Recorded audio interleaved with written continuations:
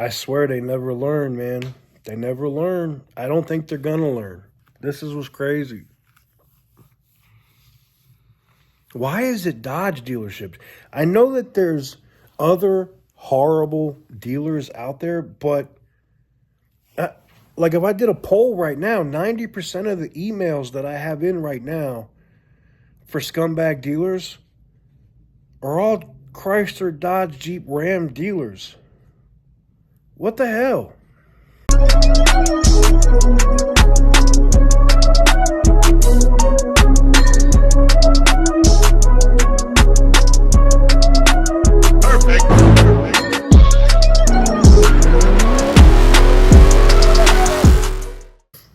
What is up, guys? Welcome on back to TK's Garage. And I have a short post, a short update for you guys this evening on another dealership from Indiana. This one, I'm going to put their information right here in the timeline so you can see it. And the reason why I'm doing that is because when the Antioch Chrysler, Dodge, Jeep, Ram did the Mickey Mouse stuff with the demons out there, the straw buying and screwing over customers and disabled veterans, you guys lambasted some, the dealership in California, which was right, but then there was another, I guess, Antioch in Illinois, and you guys blew them up. And who knows? I'm sure they've probably done something, and I hate to say that because they're a Dodge dealership, but maybe. But anywho's.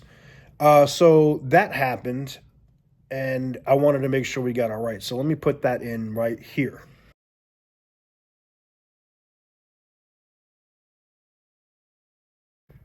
So this Thomas Chrysler Dodge Jeep Ram of Highland, man, look, this is crazy. As a wholesaler, I've dealt with cars in the past where I've traded people cars, and then there's a balance or a difference, and then I pay them. And especially for me, because 90% of the time, if I'm dealing with another dealer, it's all business names. I don't have to deal with a bunch of crazy stuff. So I get contacted about this deal that went down at this dealership where somebody had basically the customer trades in a vehicle, okay? The vehicle is worth more money than the van that was purchased from this dealer, right? Now, at first, the dealer is making an excuse of, well, we need the title from your state, and I'm not sure what state that was, before we can cut you a check.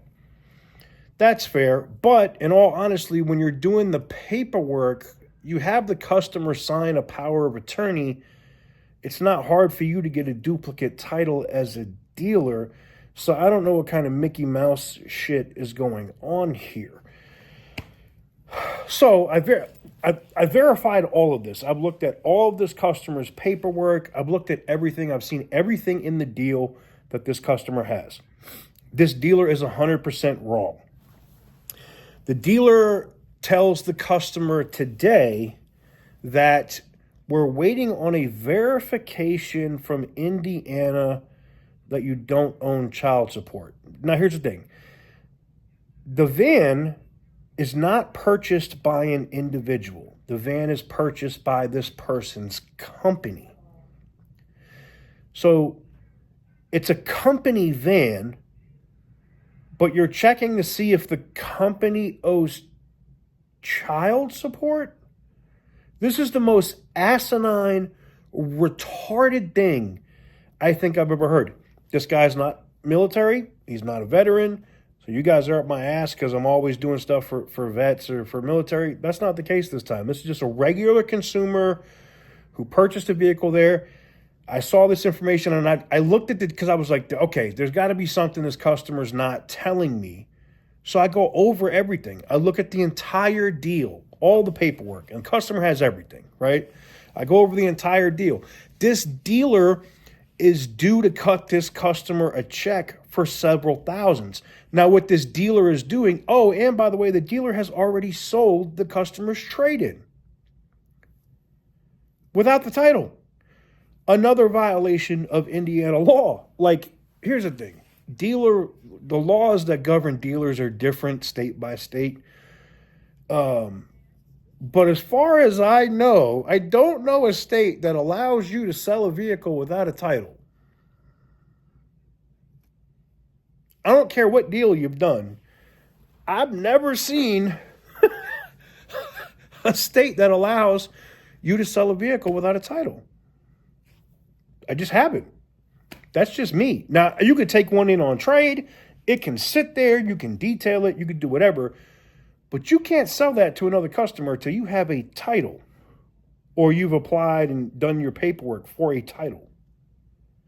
So the excuse not to pay this customer this check, what they're owed of the difference between the two vehicles, that's bullshit. And what's crazy is if there is a law, and I did research it, evidently there's a law in Indiana where they can hold your title for child support on a vehicle. Awesome. It does not apply to businesses. I've checked. And in case you didn't know, and we're going to get into that now, today's video is being brought to you by Morgan & Morgan, America's largest personal injury law firm. When you're looking for a personal injury law firm, size matters. And with Morgan & Morgan, they are the largest, period. Not just here in the United States, anywhere in the world. You can get started today by going to forthepeople.com/TK's Garage. Again, that is forthepeople.com/TK's Garage, and get started today. Now, I dropped that in there, and I say that, one, because they're a sponsor, but two, I'm able to do the wild shit that I do when I come after people online and I start destroying Google reviews and I start making dealerships get all the pressure because I have an awesome legal team behind me. I'm not just out here butt naked. Okay. So, my friend David is also, he's my personal attorney. He goes to war for me. Like, I can't tell you how many times. So, I'm like, can you check this out? What's the situation with this? And he comes back and goes, yeah, that law does not apply to businesses. Was the van registered to a company? And I'm like, yep, I got all the paperwork here. It's literally a company's van. I don't understand what's going on with this dealership. So I put their information out there because maybe you guys want to reach out and let this dealer know to do the right thing and pay this guy's company or business.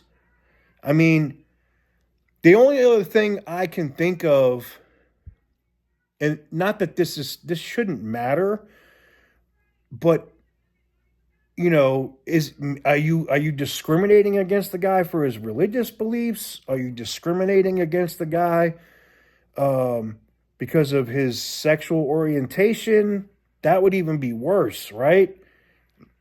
I don't know. But from what I can tell and what I can see, looking at the paperwork, this Thomas Chrysler Dodge Jeep Ram dealership is 100% in the wrong. Now, here's what I am doing at this point to try to help this consumer. I've already gone ahead and reached out to contacts at the Secretary of State for the state of Indiana, and I also reached out to the used car motor vehicle division there, which this dealership is also a new car dealer, but they sell used cars, obviously. And I've advised them of the situation. I had a nice phone call with them today. I'm feeling a little bit better. Obviously, if you see, I'm getting back to roast level. And currently, right now, I have the oven set to broil. So where I'm at right now is it's roasting season. So I would advise this dealership, I would strongly suggest that this dealership pays this company, this customer's company that they've done business with before the Indiana Secretary of State sees that they've violated themselves on this deal, before,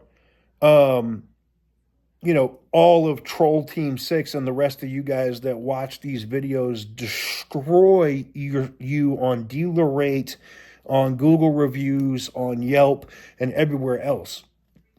This is a very simple thing. The dealer can respond just like this. We've made a mistake. We apologize.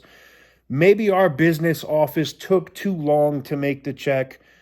Somebody informed the customer of the wrong information. I don't give a fuck what PR response that you need to give, but in the next 24 hours, I need to see that a check was issued to this customer, because right now you're violating the deal. Oh.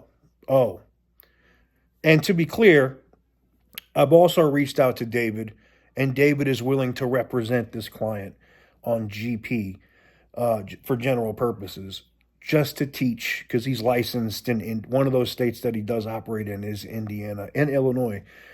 So he is going to represent the client, if need be, to go after them for much more than the few $1,000s that the dealership owes the customer.